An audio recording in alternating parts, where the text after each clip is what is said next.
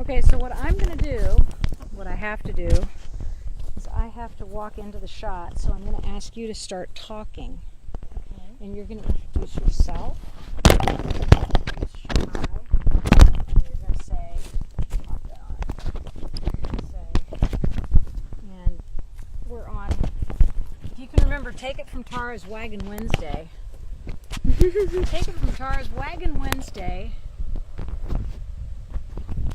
Take It From Tara's Wagon Wednesday. And you and I are hooked together for eternity. So when Okay. we start to move, remember that we have to all move at the same time. Okay. Okay? That's Gotcha. important. All right. All right, Madam Shahai. Hop up here on the Shahai, table come where here. your mommy was. Come here. Can you get up? Yeah, good girl. She says, I don't know. I want to make friends with Aunt Tara. Yes, you do. Yes, you do. Whoops. Ouch. Oh, no. Sticker.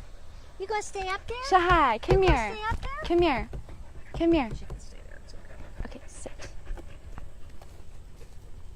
Okay, we've already got folks who are rolling in. I love it. I love it. This is so much fun. Are you guys watching us? Because we are doing some pretty wacky things. Talk to us a little bit, Michelle. We're already live. Hi. We are rocking and rolling. Who is Well, that? hello. Oh, this is Shahai. This is the guest of the show This is today.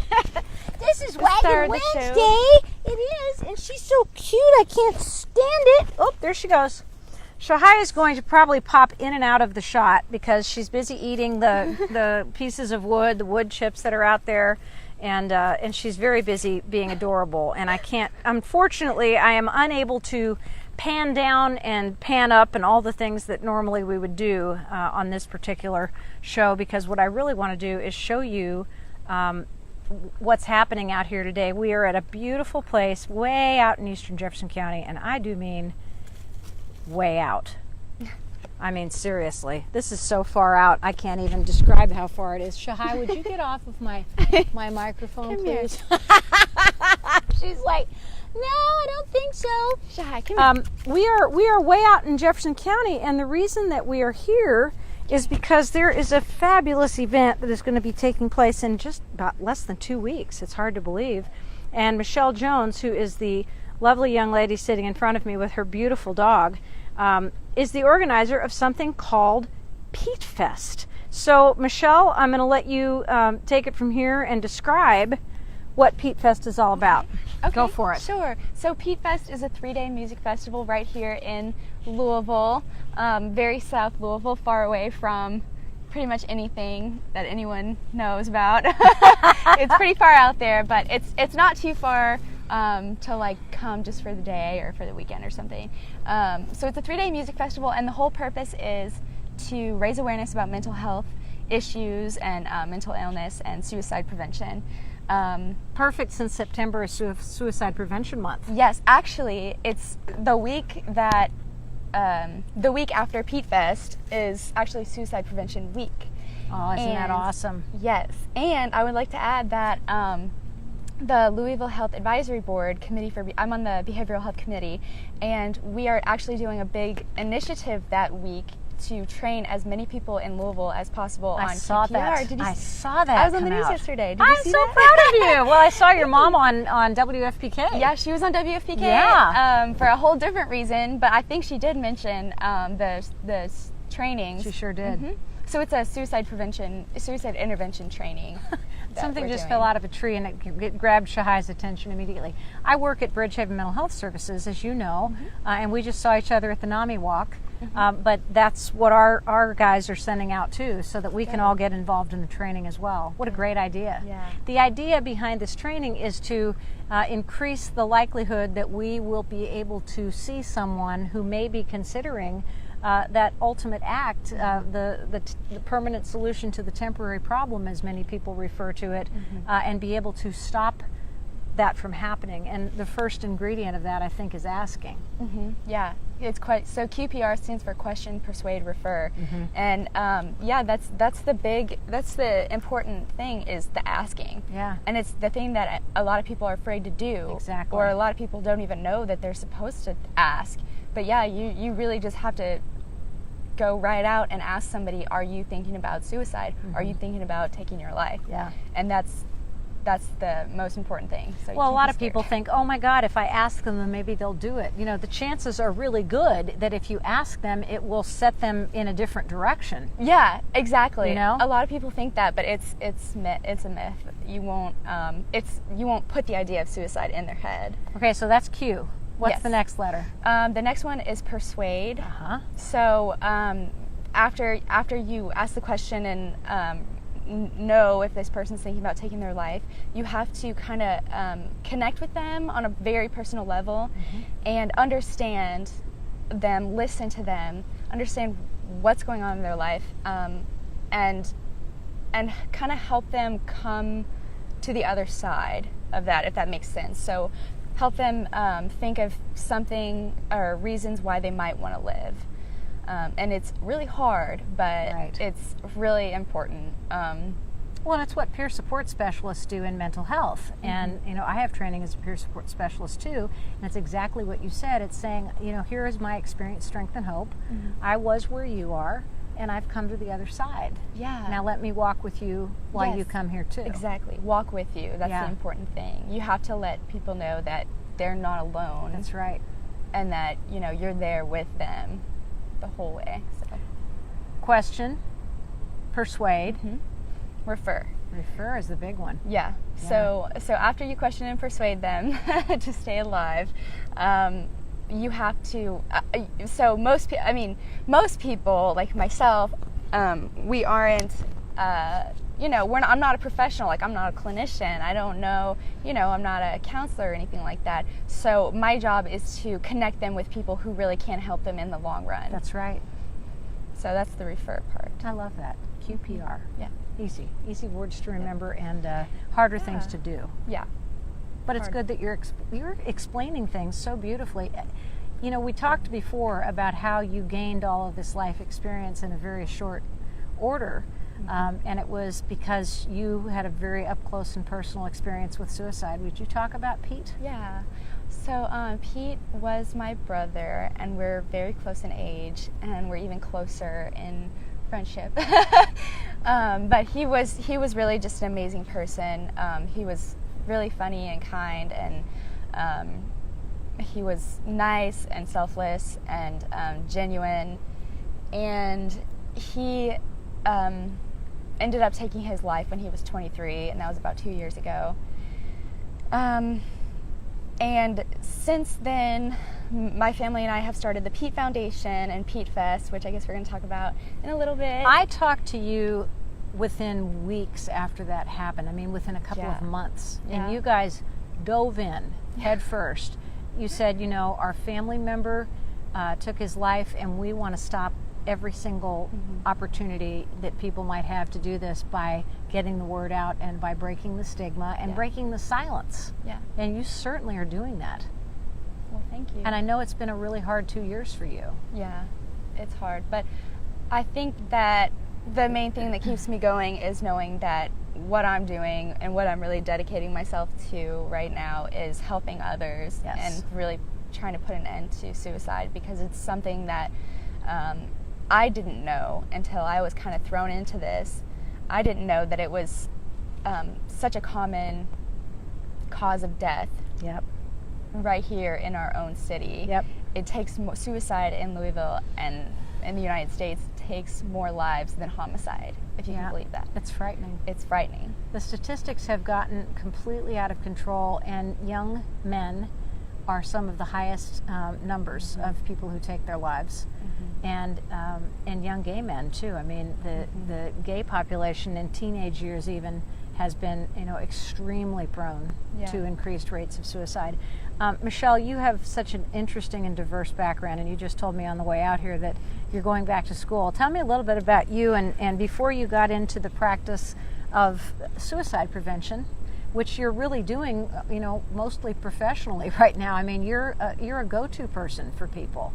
You had a booth down at NAMI, and you're present and you're involved with so many different. I mean, you just said you're on a council. That's fantastic. Thank you. So the health council, and so tell me a little bit about what you did before, when life was what you would call normal. Yeah. Whatever normal means. Yeah. Well, I feel like it was a lot more normal compared to my life right now. Yeah. But so I went to U of L. I went to speed school, and I have a degree in mechanical engineering.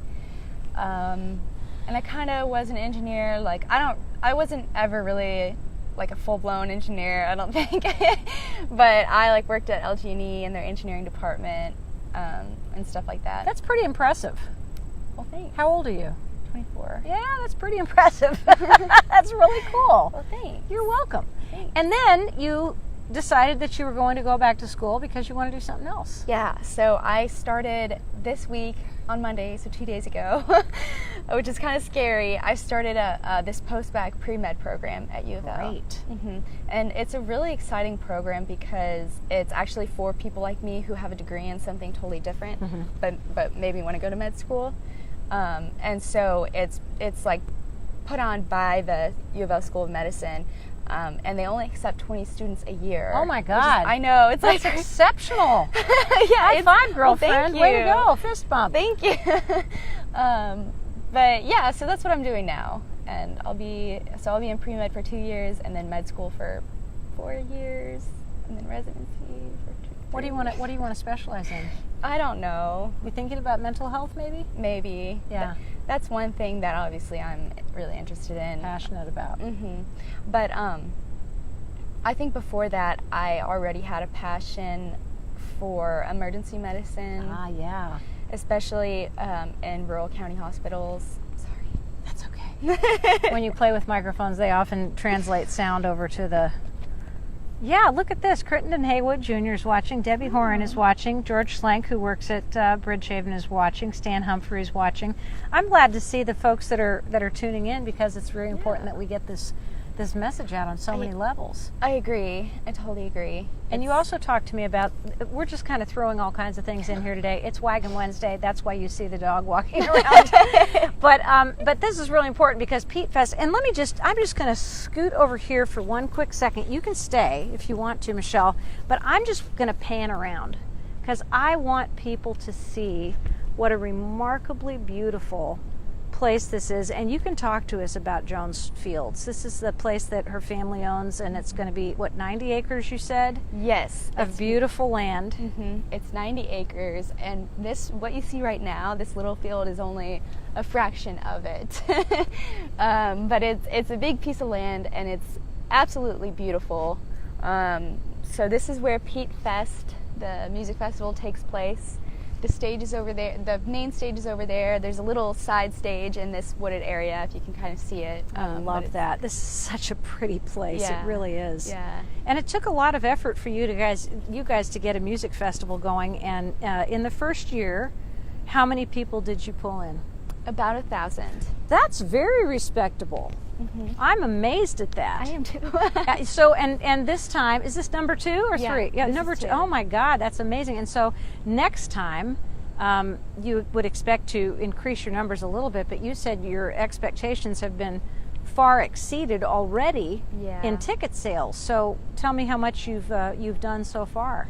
I don't know exactly how many tickets we've sold so far, but I will say that I checked a few weeks ago, and we had over 400 ticket sales, which is more than we sold last year before the weekend of. Oh, that's fantastic. Yeah. I am so happy to hear that. So I would imagine a lot of your people who come in are walk-ups. Am I right about that? Yeah. People hear about it and they just go, oh, I'm going to go. Yes.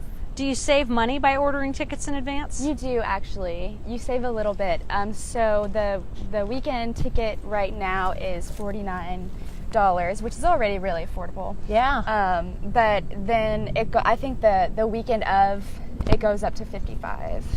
For 3 days of music? Yeah. Is this for all 3 days? Yes. Dang, it costs that much to just go to one day at Forecastle. I know. Maybe or even a little bit more. Yeah, it's actually more. A little bit more. So you've got a wide variety of people who are actually coming to play. And is there one day that's kids oriented? Yes. So the audience isn't necessarily kids oriented on that day, but so Sunday of the festival, we call it Discover Sunday, and it's unique because the entire lineup is comprised of younger musicians from from around Kentucky. Cool. And they are all completely amazing. Like, they will blow you. A Sunday will blow you away with the talent that is across the 2 stages. That's amazing. How old are these kids? So when I say young, they range all the way from like 12. Last year, one of the band members, the drummer, was like 12. Oh my gosh. I know, That's I amazing. know. But he's so good. Yeah. Blows my mind. And then all the way up to like, I don't know, 25 or something. That's pretty cool. Yeah. So we've got PeteFest coming up on September 7th, 8th, and 9th, and that's a busy weekend. As I was saying, we've got the Northeast YMCA Dog Swim, which will be Friday afternoon and evening, and Saturday. And I will be there with the Puppy Pack Adventures, and Shahai probably is going to have to struggle between, do I go to Mom's PeteFest or do I go to Aunt Tara's Puppy Pack Adventures big event down at the... Have you ever taken her to a dog swim? No. Oh my God. They close the pools, and then the week after, they let all the dogs come and swim, What? and then they drain the pools for the winter. Oh, you've got to do this. I didn't know this was a thing. Oh, it is so much fun. Brady loves to go. He'll Aw. just swim around like a polar bear. Boom, boom. And he'll, I'll throw the ball, and he'll go get the ball, and then he'll wait for me to throw it again. It's so much fun. So she has to do that. So this is Wagon Wednesday combined with a Take It From Tara. The reason that Shahai is here is because Michelle Jones, sitting to my right, rescued her from Mexico, of all places. And I would like you to just tell us a little bit about Shahai, and I'm going to be popping up and down out of my seat to zoom in on her. If she doesn't follow me over there, she might follow me. You never know. But I want to know a little bit about her, and then, as I said earlier, Michelle, I really want to know the process of getting a dog out of Mexico, because I have been told that it's quite the challenge. Okay. So yeah, I found her in Mexico. Actually, she was like a stray dog. She was a puppy, though. Oh, how old was she? She was 2 months old. Oh my God, she know, was tiny, baby. She was so cute. And so I was actually working with this organization called the International Renewable Resources Institute, and we did water catchment systems. As an engineer. And for this one project specifically, we were in a really small town in the state of Hidalgo. And when I say small town, I mean like really like adobe houses, no roads or anything like that. Wow. And so there wasn't really anywhere for us to stay, like the engineers and the team to stay. So we were just kind of camping out in the middle of the town, and there were like stray dogs and stuff. And she was there. She was just a puppy, and there was actually 2 of them. Oh. Yeah, it was so cute. And they like did everything together. They went everywhere together. And I was just sitting there one day, and she came up and like got right up on my lap. It was so sweet. And I fell in love with her, and I had to take her. I just had to bring her. I brought them both with me because You did? Where's the other one? The other one, I found a family for her. Good. In Mexico, but I hated splitting them apart. It was so sad. So do you think they were litter mates? Well, I don't know. I don't think so, because No. they look just alike, but one of them was totally black. Okay. But she still had like a white, I don't know if you can see. But Yeah, the little blaze. That's an Shahai has a adorable little blaze. Yeah, and her sister had that too. Huh. So I don't know. It's You really just never weird. know. Yeah. And they always say that it's a brother from another mother, because female dogs can have several husbands. So to speak. Yes. But it's true. so that's a pretty cool story. Now, tell me what it's like to try to get an animal out of Mexico into the United States, because I know that like soldiers who want to bring their dogs back from Iraq, Yeah. it's a big deal. Yeah. Big process. Is it a little bit easier from I Mexico? would say it's a little bit easier because I don't know exactly the process from other countries, but I researched it a little bit, and I know that from a lot of countries they have to be quarantined when the dogs come. They have to be quarantined for 30 days. Yeah. But she didn't have. She had to go through customs and everything, but she didn't have to be quarantined or anything That's like good. that. Yeah. That's good. Yeah. Did you have to fill out a lot of paperwork? Yeah. And how about vaccinations? I would imagine that dogs in Mexico who are running the streets are not being vaccinated. Right. She so since she was like a street dog, she had all these parasites and stuff. Oh, God love her. And she had mange, so she had to be completely healthy before she came over here. and she was a little puppy, so she actually had to grow up a little bit and be like over a certain weight too. Yeah, I can imagine. Yeah. 8 weeks is pretty tiny. Yeah, she was really small. And then she had to get a chip in her as well. Right. Which, as I said before, it's not that common to do that in Mexico.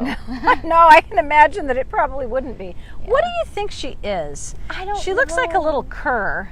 I have like no a mountain idea. Cur.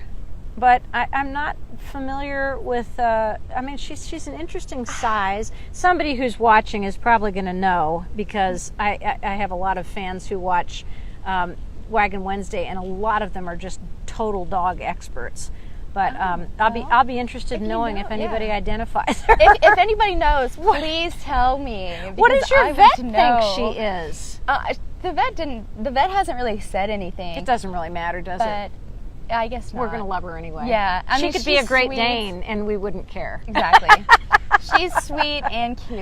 So she's a good adorable. puppy. She's a good dog. girl. So what do you do with her in the daytime? Are you, now that you're going to school, is she going to have like company? Are you going to hire dog walkers or give her to mom, or what are you going to do? No. So actually, I just moved to a new apartment too. So Yeah. that's all new for her, and I feel so bad because I have to leave during the day and all that stuff. She likes getting her butt scratched. Your Your mom's watching. Hi, Mom. Oh, hi, Mom. Grandma. Yes, Shahai's grandma's. Grandma's watching, Shahai. Where's Grandma? Where's Grandma? Oh, see, she's looking. Where is Grandma? I don't know. Where is her? She loves her grandma. I bet she loves her. Everybody loves your mother. She's absolutely adorable. Denise Joseph is also watching us. Hi, Tracy Sprouse, who has wonderful therapy horses. Hi, Brian Hutchins. Gosh, we appreciate you guys tuning in with us. Hi, guys. We are out in a beautiful 90-acre place called Jones Fields, and it's named because the Jones family owns it, which is obvious. Oh, get it! Get it! These nuts, I think are they walnuts? Chestnuts? I don't know. I don't know. Something's falling, and they're about ready to beat us on the head, but Shahai is catching them and bringing them back just to make sure that we're safe. But we're talking about PeteFest. We're actually talking about two different things, PeteFest and Wagon Wednesday. I think they're chestnuts. I don't know. They're green, that's for sure. Is that what? She's like, I don't I know want what it. it is. I want it, Mama. I want it. Your mom is probably going to tell us. Hey, Molly, what is it that's growing on the trees that's falling on our heads? Would you mind sharing that information with us? Thank you very much. Shahai is also eating these things, whatever they are. She's trying to. There's something familiar about them. They've got like a little cap on the top. Like acorns, don't they? Ah, that's what it is. But I don't know for sure. They do look like acorns, yeah. Or as they call them here, acorns. Acorns. We call them acorns in Oregon because we used to actually have them, but acorns is what I've heard them called here. So we're talking about PeteFest, which is a wonderful musical festival that's going to be held on the 7th, 8th, and 9th of September. And it's in honor of Pete Jones, who is Michelle's brother and Molly's son, who was a victim of suicide a few years ago. And I've been blessed to be able to talk to them since then. We got to get the wire out from underneath her chin. Come here, Shai. There we go. Okay, that's better. And so we talked the first time in 2017, I guess, the beginning, like right after Christmas, which was about the time that Pete died. Yeah. So we talked sometime in the spring, and you were planning this huge musical festival, which was amazing to me, because you guys just didn't waste any time. Right. We got right to the chase. And I think that was because you felt the need to stop it from happening again. Absolutely. Yeah. I think immediately, I mean, right after like the holy crap, we lost Pete. Yeah.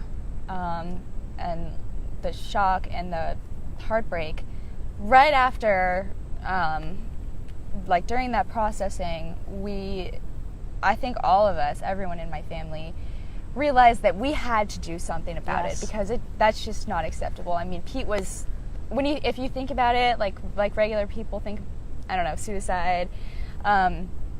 He was the last person that ever should have, taken his life, because he was amazing. He was smart. It seemed like he had everything going for him. He had a ton of friends. Everyone loved him so much.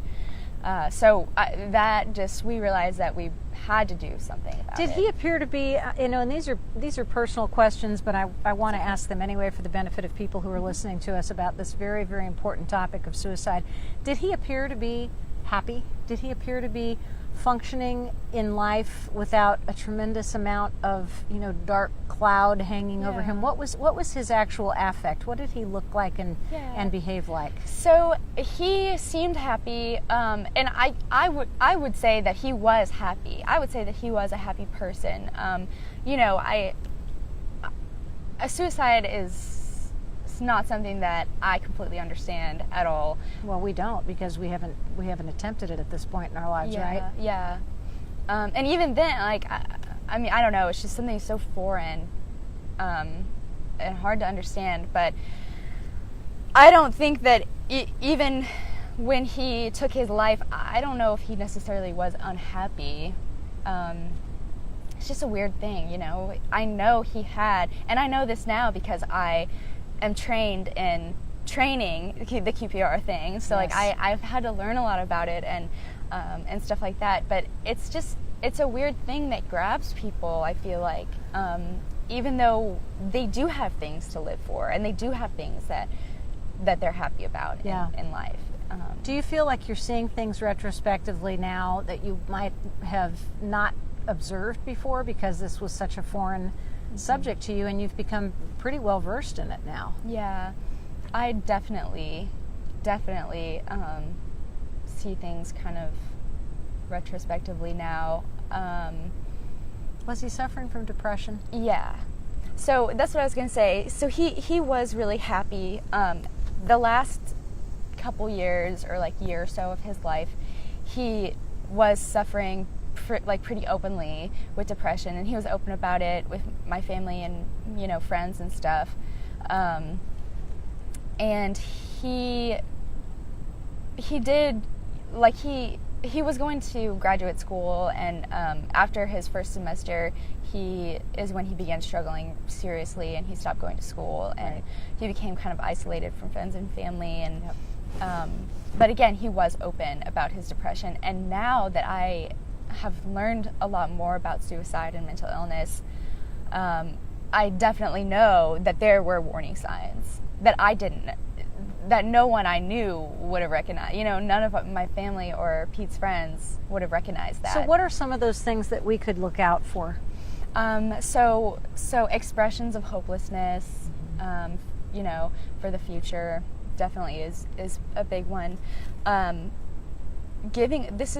This kind of seems obvious, but crazy. People give away their possessions. Yeah. Like making their pets and stuff. People make plans for when they're going to be gone. Right.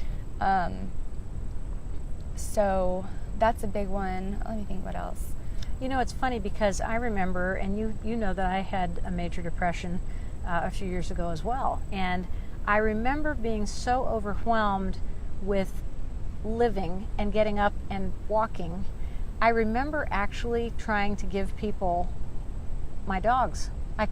Because I didn't feel like I could take care of them. Right. And of course, anyone who knows me knows they're the most important thing in my life. Yeah. But I felt so overwhelmed that I just didn't think. I mean, I was 100 pounds. I didn't have any strength. Wow. And I thought, how am I going to take care of them? And I would say to somebody on the road, on the street, walking around the neighborhood, would you be able to take one of these guys? Wow. It was just, and so I understand that. Yeah. Giving those possessions away, because I didn't necessarily think I was going to take my life, but I thought my life was going to end. Wow. Yeah, nothing felt like it was ever going to change. Wow. Yeah, that's hopelessness. And I'm sure that Pete experienced the same thing. Mm-hmm. So watching for expressions of hopelessness, watching for things that people might do, such as giving away their possessions. Mm-hmm. I think isolation is a huge one. Isolation. Mm-hmm. They don't want to do the normal things Right. that they've enjoyed doing all of their lives, and suddenly it becomes too much of an effort, Mm-hmm. either physically or psychologically. And I think too, one of the things that I have shown and been shown and have experienced in my work at Bridgehaven Mental Health Services is sometimes at the very end, when you've made a plan to take your life, there is a huge relief that is created, and sometimes those last few days can actually be positive and almost looking like a rally from when you've been so sad, and it gives you, because it's like I've already made the plan, so all the pressure's off. Wow. And I've seen that in several instances in my own life. So how did Pete express himself close to the end? So again, things like becoming isolated, and that's just a big like sign of depression too. And his self-esteem plummeted. Oh yeah. And he had severe anxiety. Yes. And so he had a really hard time just even leaving the house. Yeah. And spending time with his family, just outside, outside the house. And you guys are a real tight-knit group, I can tell. Yeah, we are. Yeah. And Pete was too. I mean, he was close with everyone in my family. And so that just goes to show like how unprepared we were for that situation, for him to be suicidal. I mean, the fact that we were so close, I feel like there wasn't anything that we wouldn't share. You know what I mean? Yes. And that's a big one, So that just goes to show how hard it is, and how Pete felt like he couldn't tell anybody. Depression really turns you into a different person, Michelle. It actually does. I mean, even 2 years ago, when I met you for the first time, I still was really struggling, and I'm doing a whole lot better. And the people, but the people who are surrounded, if you have people who are in constant contact with you, they will notice the difference. And oftentimes they don't understand what it is, but that's one of the things. The question, Q, P, the persuade, R, the refer, getting people to someplace that can help them is huge. Yeah. So when you actually developed PeteFest, what was your hope? Why a music festival? Well, a music festival because we knew we had to do something big and fast. Yes. We already had this farm. So you had the venue. If you build it, they will come. Yeah, exactly. Yeah. And it's right here in Louisville, so that's a big plus. It's huge. It's beautiful. It is. It's magnificent. I mean, it's a perfect place for a festival. And I think that next to the message of PeteFest, of stomping the stigma and raising awareness in our community about mental health, the second best thing about it is just getting people out here to see this beautiful piece of land. It's magnificent, truly. And I think too that music is like the giant bringer together, so to speak, of people. Mm-hmm. And I know that probably music has been an important part of your family life. Mm-hmm. Yeah, it's definitely something that brings people together in a lot of different ways. It does. Just focus on one word for me for a minute, stigma. That's one of the things that the mental health community works so hard to exorcise from, society. It used to be that, you couldn't talk about being gay. Mm-hmm. It used to be that you couldn't talk about having, a terminal disease. Mm-hmm. All of these things had stigma attached to them. It seems to me that mental illness is like the last big frontier to break that stigma. Yeah. So talk a little bit about the kind of stigma that you've perceived in the last couple of years and that you see that you are using that term, stomp the stigma, about. Okay. Yeah. Well, actually, before that, though, I want to just say something about what you said. You can say anything you want, because we're half an hour into our hour, but we can go longer. Okay, well, we'll see. We'll talk. But I heard this from my mom, actually. She was reading about Susan G. Komen and the Susan G. Komen Foundation for breast cancer. Yep. And in the 50s, they wanted to put an ad in the New York Times for breast cancer awareness. And they couldn't do it because the New York Times would not print the word breast. Yeah. And they would not print the word cancer. Wow. So, and I didn't even know this. My mom told me this, that cancer used to have a stigma attached to it. Of course too. it did. Just like mental health does. Yep. And just like, sexuality or whatever.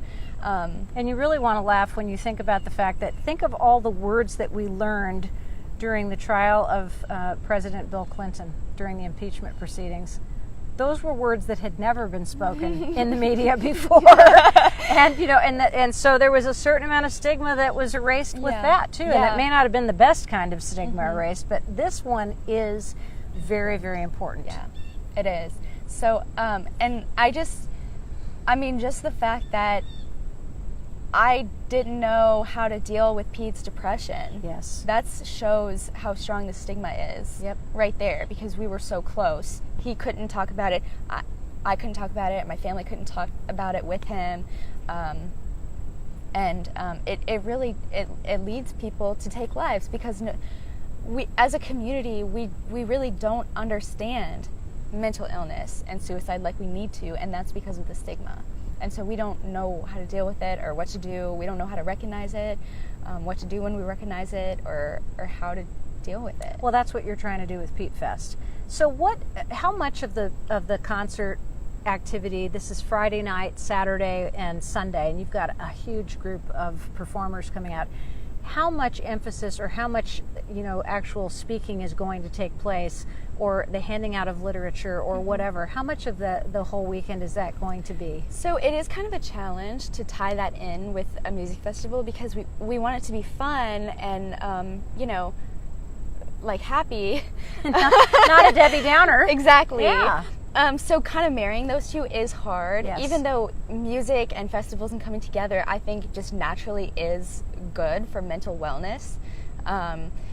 I think that it's still kind of hard. But this year, actually, we didn't have this last year. But this year at the festival, we are going to have a talk by a child psychologist, Christopher Peters. Oh, Dr. good. Chris Peters from the Bingham Clinic. Yeah. Yeah, he's amazing. Outstanding. And so that's going to be on Saturday morning. But it's just going to be like a 20-minute talk. That's great. Yeah. And I'm excited because I think that him doing it, it's not going to be like a Debbie Downer. It's not going to be like a PowerPoint lecture. It'll be information that can be used. I mean, that's going to be huge. Yeah. And the topic is relevant to everybody. You know what I mean? Yeah. So it's not like it's going to be like a business conference or anything. It's actual relevant information that I think people want to know. Yes. Yeah. And so we're gonna have that. That's Saturday morning. Saturday morning we're doing sunrise yoga. Oh, that'll be fun. So we have different activities like that throughout the weekend that just kind of tie into mental wellness. We're gonna have Reiki. Well, actually, I'm putting together this whole wellness tent. Cool. Yeah, I'm really excited about it. We're gonna do Reiki, which if you don't know what that is, it's like energy healing. Yeah. And Had it, love it. Yeah. And then we might do like healing circles or stuff like that, optional in the wellness tent. Of course. And just different activities. There's going to be like interactive art, which is really cool. That is great. And then along with that, I definitely want to bring out organizations like the Louisville Youth Group, which is LGBT. I'm trying to get them out here. AFSP, American Foundation for Suicide Prevention, is going to be here with a booth. NAMI, National Alliance for Mental Illness, is going to have a presence. So I definitely want to bring different organizations from Louisville out here. Let me see if we can get some Bridgehaven folks out here. Yeah. I think that'd be spectacular. I would love that. I would really like to do that too. And look at the beautiful bird. Okay, I got to get up. I got to show this. I can't just talk about it. I have to show it. Hi. What are you doing? Look at the sky. Oh my gosh. It's so beautiful here. And this is the location. This is the land where PeteFest is actually going to take place. And I love that. And of course, my car is parked right in the middle of the shot, but that's okay. We're talking about this wonderful organization, the Pete Foundation, which puts on PeteFest in its second year now, and it's named for Pete Jones, who died by his own hand, unfortunately, in the throes of depression that many people might not recognize or understand. And this family, the Jones family, has really taken it to heart and are working very hard to make sure that this doesn't have to happen to another family. I know that in many cases, things like depression and things like, well, any kind of mental illness actually, and things like suicide can really tear a family limb from limb. But it feels to me like it's brought you all closer together, if you could be any closer. Mm-hmm. Is that a fair assessment, or has it provided a lot of struggle for you too? I mean, well, it's a struggle. Everything is a struggle, I think, because it's a whole new life. Like, I'm honestly living, and probably the rest of my family feels like this too, but I'm living a whole different life. You know what I mean? Yeah. I feel like, in a way, myself, like me, as I knew, just pop that up here. Go ahead. As I knew it, life really ended when Pete died. Yes. Because I mean, he was such a big part of our life. So it's definitely a struggle every day, but I do think it has brought us closer together because we recognize that family is really important. Yes. I don't know. I want to be there for my whole family and everyone who knew Pete, because his loss is tremendous. If you knew him. How many of you are there? So, including Pete, I have 4 brothers. Wow. Pete was actually an identical twin. So there's Matt, his identical twin is Matt, and they are 25 now. Yes. And then we have a brother, Jack, who's like 27. I don't really remember. That's okay. Around like 27 or so. And then our oldest brother, Jeffrey, is like 28 or 29. And so we're all really close in age too. And you're the baby. Yeah. But that's what makes it, you know, in a way it makes it hard because, you know, we were all really close with Pete. But it's also a really good thing. I mean, I love being close in age with them because we're all friends. That's so nice. And they're all protective of their baby sister. Sometimes. Yeah. Or maybe you have to defend them every once in a while, too. Sometimes. Michelle Jones is talking with us about PeteFest, which is coming up in a couple of weeks. Oh, and when we were asking your mom what kind of nuts were falling on our heads, she wrote, "No earthly idea." Which sounds like something that would come right out of her mouth. Holly Shelton, Michael Redmond, Marlon Gaines, Sheila Bishop, Kevin Bach, Belinda Catron, and Kim Kelly. Thank you guys for watching us. You know, I'm really impressed by one thing, and that is this personal jetpack hotspot, because we have not dropped one time. I'm amazed. Yeah, because when you're out here like this, there's no Wi-Fi. Yeah. You know, even data is hard to use. We need this for PeteFest. Yes, you need several of those. Wow. Yeah, they're really cool. They're about $100, and then you pay a monthly fee, which is very small. But to do what I do, you have to have these, because I go places where there's just no Wi-Fi. Yeah. And they always tell you, oh, you've got to use Wi-Fi for Facebook Livecast. Well, sometimes you can and sometimes you can't. Yeah. But being on a hotspot means that you are on Wi-Fi. Well, good. Hi, Nikki Giovanni. So glad to see you.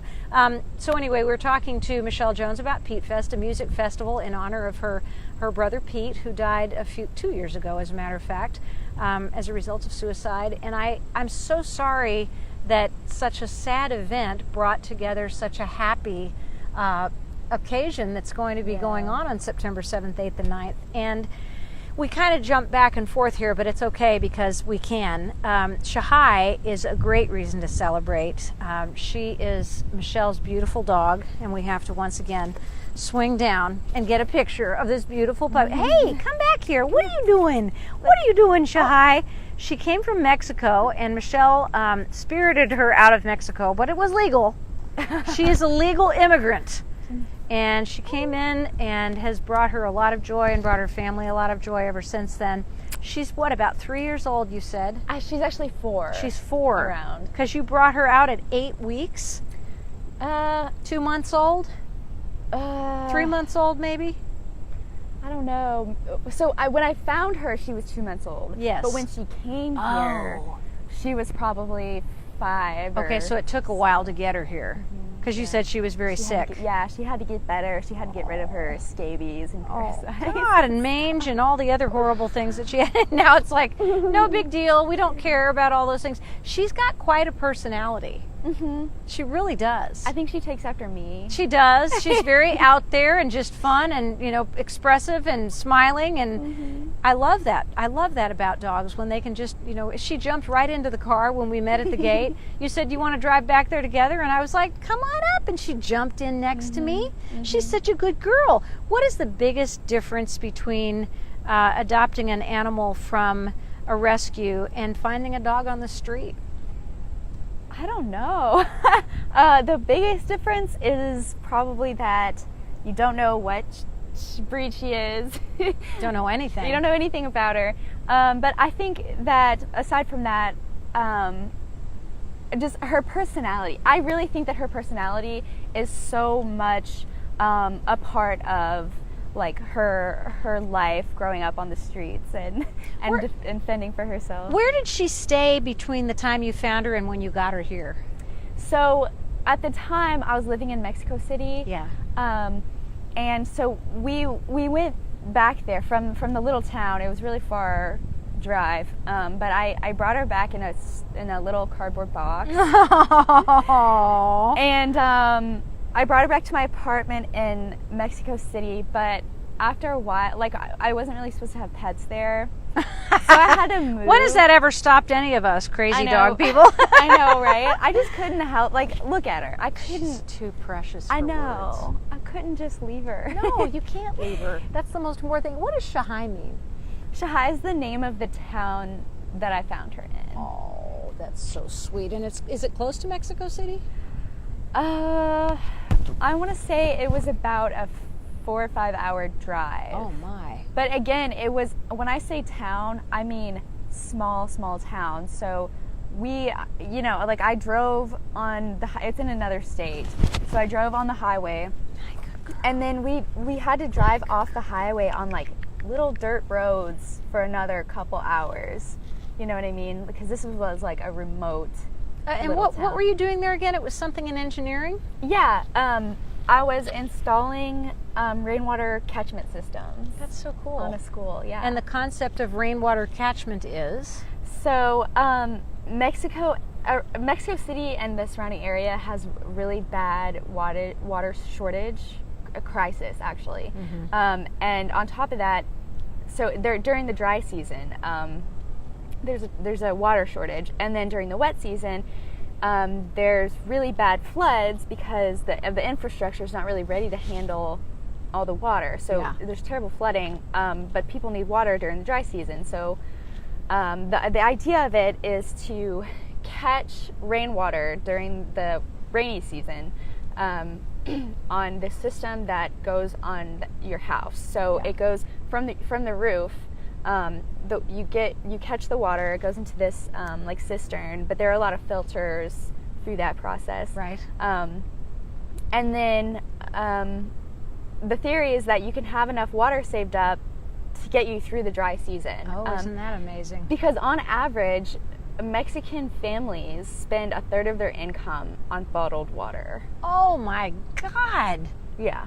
Because the water is either not there or it's probably polluted too. Yeah. I'd imagine the quality would be awful. Yeah. You don't drink the tap water or water that comes out of the sink. No. So you have to drink treated water, and it's just, especially in more remote areas, it's just not available as much. I'm sorry, I'm just getting kissed. She loves I'm you. getting lots of kisses. She loves me because she smells all my puppies. She jumped right into the back seat where Gracie and Wyatt like to ride and just was so excited. Hi, Justin Spicer. Glad that you're with us today. So we're going back and forth between several topics because Michelle Jones is so multi-talented and she multitasks so well. We're celebrating Wagon Wednesday with Shahai, who's her rescue from the city of Shahai in Mexico, and we are talking about PeteFest, which is a wonderful musical event coming up the first full weekend in September to celebrate suicide prevention. and so many other things. I mean, a holistic wellness approach is what it sounds like this weekend is going to be. Yeah. And that's pretty cool. Have you done yoga for a while? I used to do more yoga than I do now. Me too. And I love it. I love it so much. You love yoga, or you love not doing yoga? I love yoga. No, I don't love not doing it, but I love doing it. And I do too. I get to, maybe if I'm lucky, once a week. Really? Yeah, and I don't like to do it by myself. I like to do it in a class. Yeah. I'm not a loner, as you might imagine. Same. I'm not a loner. That's why we like to talk. So talk to me a little bit about your mom. Her role in the Pete Foundation is huge. It is. The Pete Foundation probably would not still exist without my mom. Of course. Because she is honestly really smart and savvy. Like, she's business savvy. So she knows how to run, like, the foundation. You know, I would have no idea. What did she do before this? Well, she still does.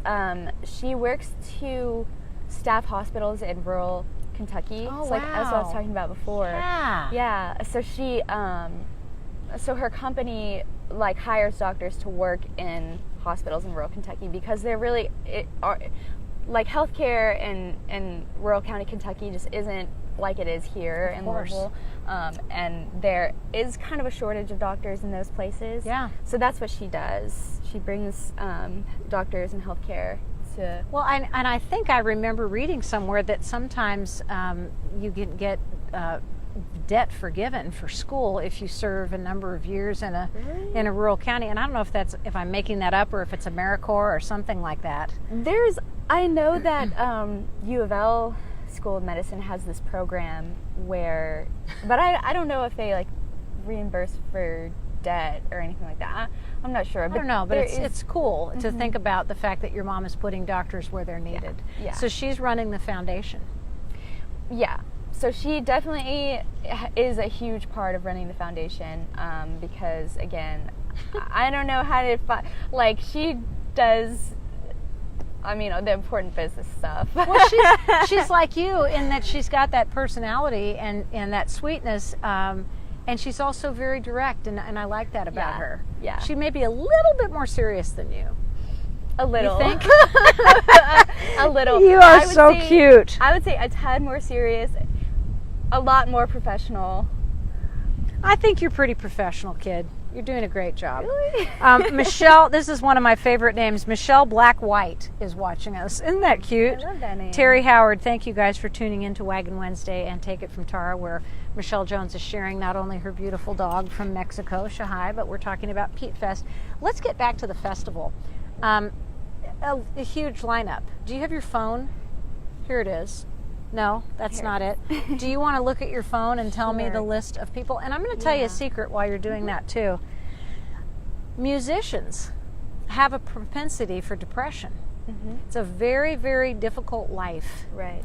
And especially in a town like we have, it's hard to earn a living. And a lot of people are expected, you know, for the most part, people are expected to go out and do their thing and not get paid anywhere near where they're worth. Right. And that creates a problem, and people are working 2 and 3 jobs to support themselves so they can play their music. Yeah. And, you know, there are several really outstanding Louisville musicians who are very open about their depression. Which is good. Which is awesome, because that stomps the stigma as well. And I think that probably some of those are represented in your lineup, and you may not even know it. Oh yeah, absolutely. I think that, like I said before, how music brings people together. Yes. I think part of that is because it's an outlet, in a way. It absolutely is. And I mean, on the radio yesterday, you said you heard my mom on the radio. I did. Because they were doing an Elliott Smith Day for their mental health day. Yeah. They were featuring Elliott Smith, who took his life in 2003. And we, you know, Kurt Cobain, we know all these people, all these musicians, really talented musicians. It does seem like Janis Joplin. Yeah, and it does seem like in the music industry, mental health issues is a big one. Yeah. Talk to me about the lineup. So, here are the musicians. Yes, here are the musicians. Sun Volt. Yeah. With Jay Farrar. Yep. Ben Sollee. Oh my God. He's a big ticket. Jeff the Brotherhood. The Pass, Mojo Flow, Quiet Hollers, which they're outspoken too. They're about fantastic. mental health. Yes. Mark Charles Heidinger, Carly Johnson, Rhodey, Karaoke Club. Carly's huge too. You've snagged some really good ones. Yeah, Good for you. Yeah, the lineup is awesome, and I have to do a shout out to Nick Fahey because he put this together. Yes. And it's amazing. Blindcorn Liquor Pickers, Johnny Conqueroo, Jocelyn and the Sweet Compression, and Karaoke Club Saturday evening is doing the entire Talking Heads 1984 album. Oh, how fun. Stop Making Sense. Oh my gosh. Cover to cover. That's awesome. Featuring Bonnie Prince Billy, Cheyenne Mize, and Scott Carney. Wonderful. So that's going to be amazing. Tremendous talent. Yeah. Oh, that's great. It's gonna be really So, Corey Brumback is a friend of mine and a wonderful musician who has been open about his depression, and he actually did a fundraiser when he dropped his new album for Bridgehaven, which was awesome. Cool. That is so, awesome. So I love the fact that, you know, and one of our friends posted on Facebook not too long ago, I think maybe 2 or 3 days ago, that he was suffering a tremendous amount. And a lot of people came to the rescue and said, we're here, we're listening, we want to be here for you. And those are the things that you need to hear. Is it doesn't sound like it and it doesn't feel like it, but you are going to be okay. You know, and somebody was talking to me this morning, you know, and I still have trouble in the mornings, but somebody said to me, I know you're okay, but I know you don't feel okay. And sometimes you have to get into that whole concept of feelings are not facts. Yeah. And they're transient. Yeah. And because when But you're sometimes they're not. when you're in that place, it's like, it's, as I said, nothing's ever going to change. Right. Exactly. Those feelings are going to stay with you for the rest of your life. And that can be dangerous. Absolutely.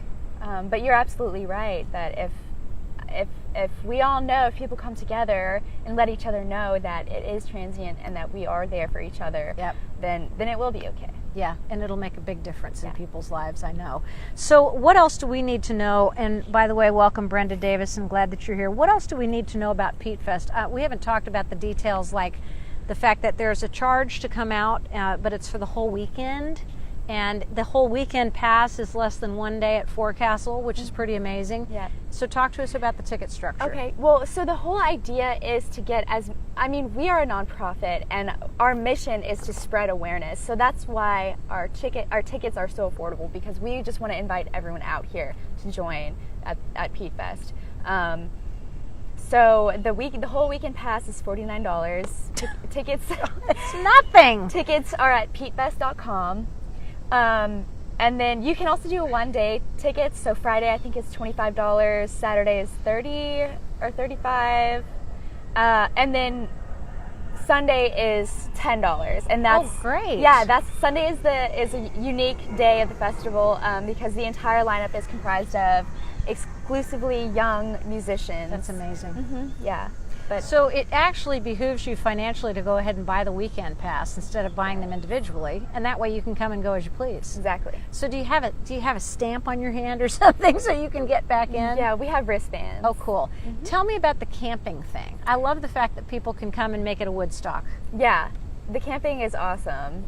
There's a whole nother field for camping, and it's beautiful. I don't know why you wouldn't camp. Exactly. But you don't have to, because we're so close to. That's right. We're in Louisville, so you can come and go.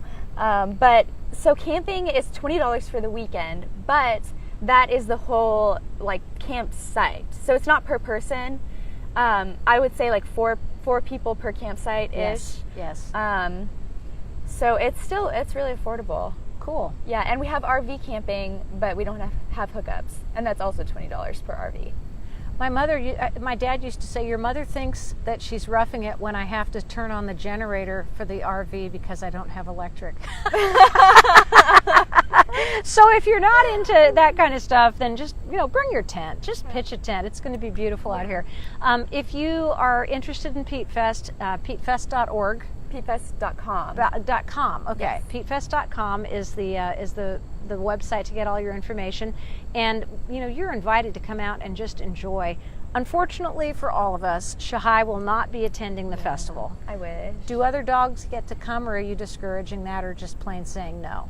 We're planning saying no. Yeah. Because it is a nature preserve. Yes. And so that kind of makes it tough, having animals. Yes. And also just, I don't know, you know, it's always just, it brings other factors. Sure it does. So Poop would be one. Yeah, that would be one. And fights. Yeah. And it's not a play festival for the pups.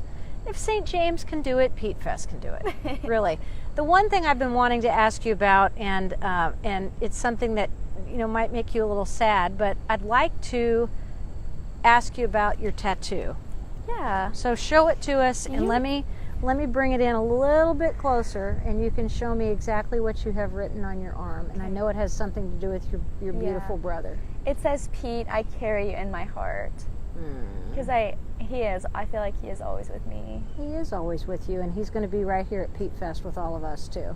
Yeah. Thanks, Michelle Jones, and thank you, little Shahai. I'm so glad that you girls both were able to come out to this glorious place, Jones Fields. Well, thank you for coming out here. Always glad to do that, and we're just going to ask everybody who's with us today to share this beautiful show, because it could make a difference. It could save a life. We appreciate you so much. Bye, Shahai. Love you.